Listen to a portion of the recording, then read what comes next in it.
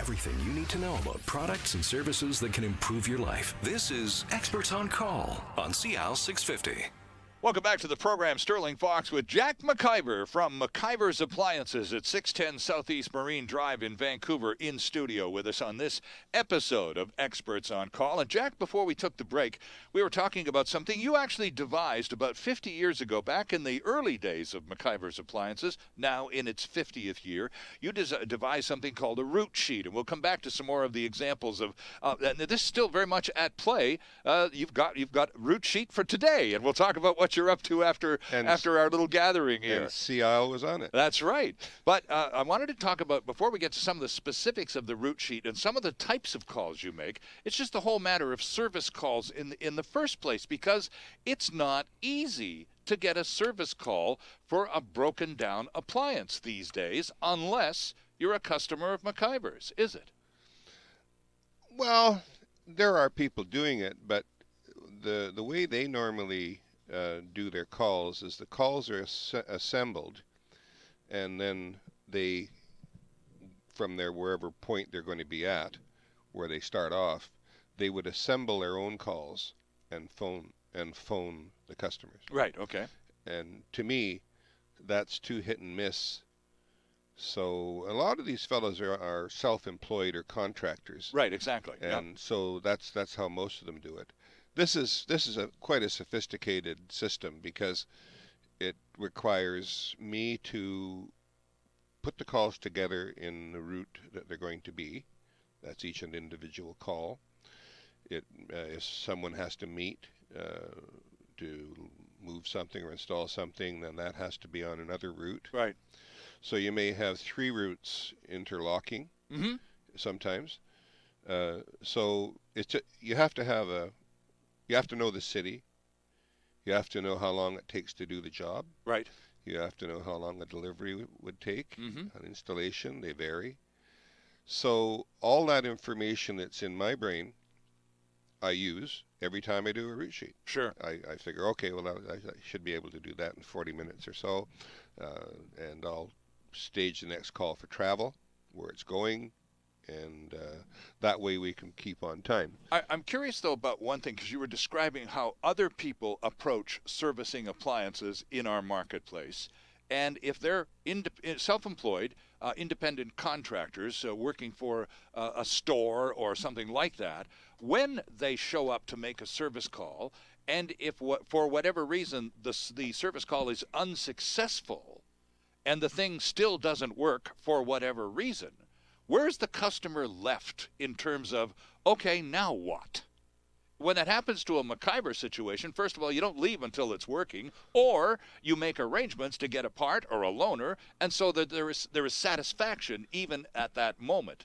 Whereas if you're talking to some guy with a truck service company, what guarantee or what assurance is there for the customer that that guy's going to do anything right? Well, as an example, I went down in Lost Lagoon. There's a daycare center called Pooh Daycare. Right. So they've been customers for about 25 or 30 years. So anyway, they've got a washing machine, stacker washing machine that we sold about 3 or 4 years ago. And it's making a really bad, loud noise and spin. So if it was any competitor, they would maybe say it's not worth fixing, or they may say we can come back and fix it in a few days. What I did, because all our trucks, their service trucks, are equipped to carry about 5 or 6 appliances.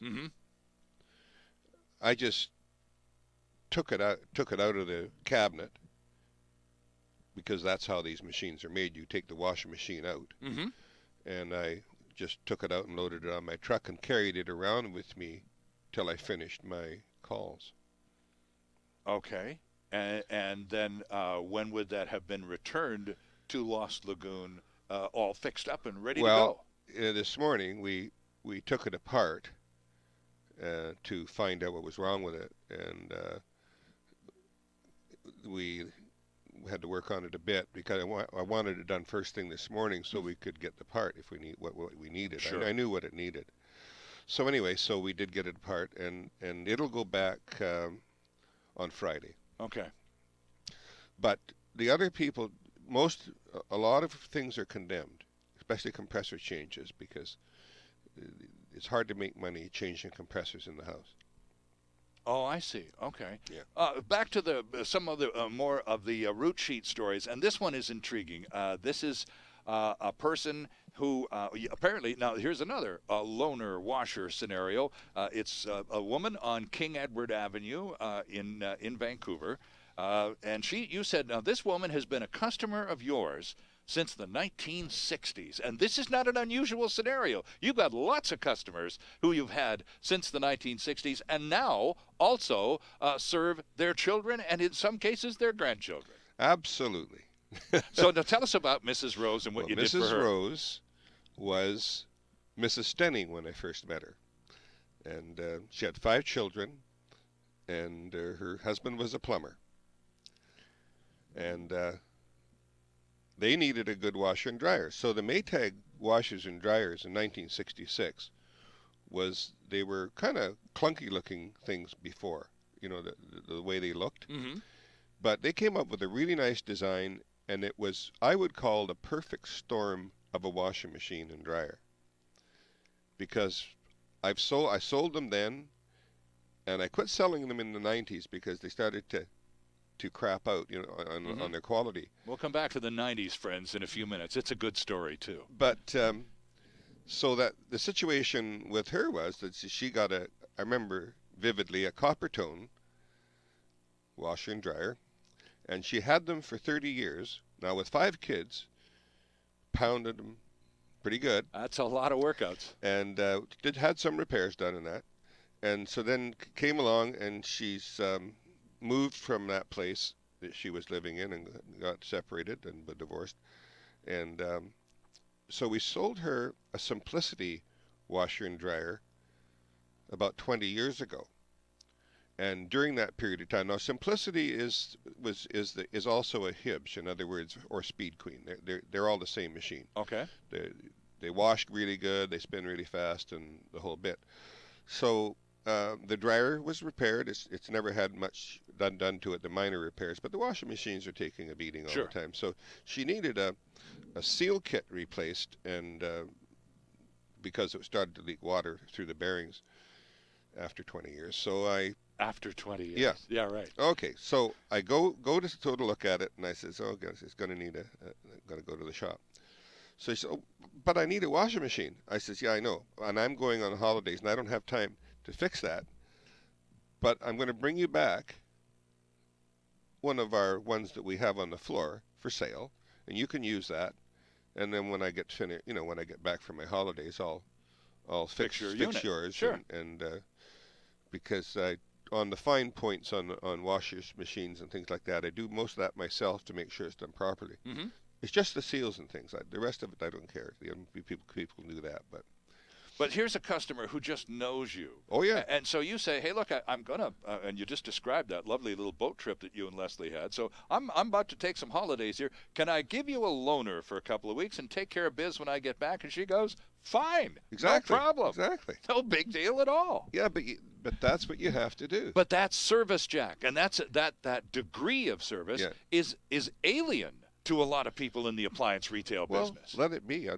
I'm very happy with our sales, and I'm very happy with our customers. And I think that if I was to change the way I do things, they would resent it. Mm-hmm. No question about it. But it's that personal touch. It's that, we'll just fix you up with a loaner, and when we get around to it, we'll fix your thing. But in the meantime, you're taken care of all the way through. I would describe myself and the company as being paternal.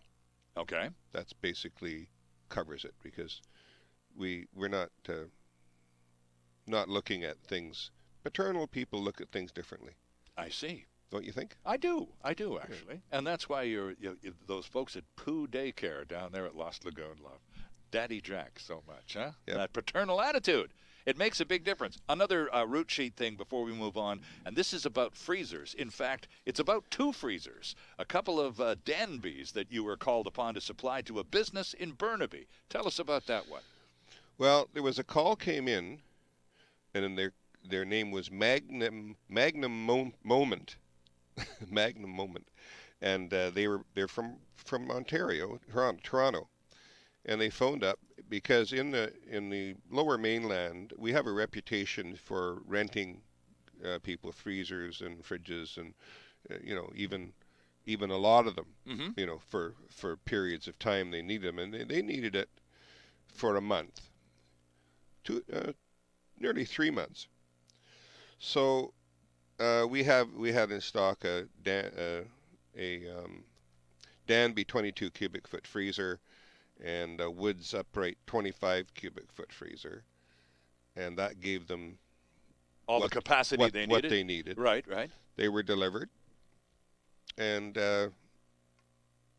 when they were finished with them, they called us and we went and picked them up. And that's what you do with the movie business too, right? Yeah, They'll just tip you off as to what they need, and they rent a lot of. They've bought a few things for this year. Some appliances. There was a couple of fridges, and there was a whole kitchen bought for sets on these. They call them.